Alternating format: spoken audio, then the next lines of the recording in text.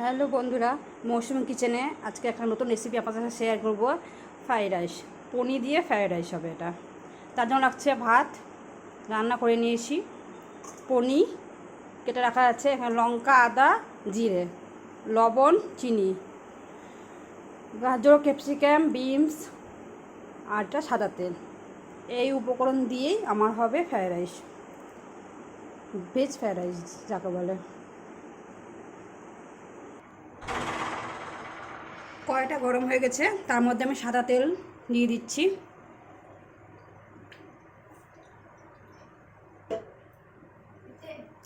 আর এর মধ্যে আমি অল্প পরিমাণে ঘিও অ্যাড করছি।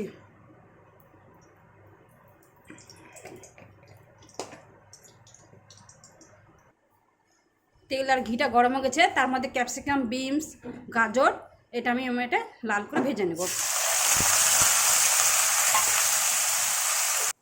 এর মধ্যে আমি পনিরটা দিয়ে দিচ্ছি। পনিরটা একটু ভালো করে ভেজে নেব। পনিরটা ভাজা হয়ে গেছে আমার। এর মধ্যে আমি বেটে রাখা মশলাটা আমি দিয়ে দিচ্ছি।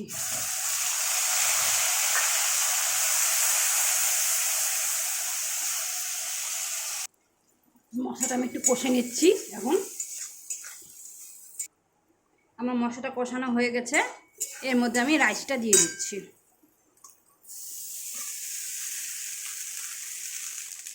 এর মধ্যে পরিমাণ মতন চিনি আর লবণটা দিয়ে দিচ্ছি।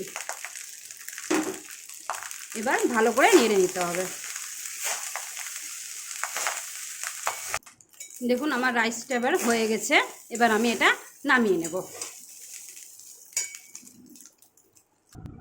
দেখুন আমার ফ্রাইড রাইসটা তৈরি হয়ে গেছে, পনির দিয়ে ফ্রাইড রাইস। ঘরোয়া উপকরণ দিয়ে আমি করলাম। আমার ছেলে খাবে তো, তার জন্য আমি বেশি উপকরণ দিইনি। সবসময় তো বেশি উপকরণ দিয়ে করা যায় না, সেজন্য আর অল্প পরিমাণে উপকরণ দিয়ে করে দিয়েছি ঘরোয়া হিসাবে। দেখুন আপনাদের যদি ভালো লাগে অবশ্যই শেয়ার, কমেন্ট, লাইক করবেন।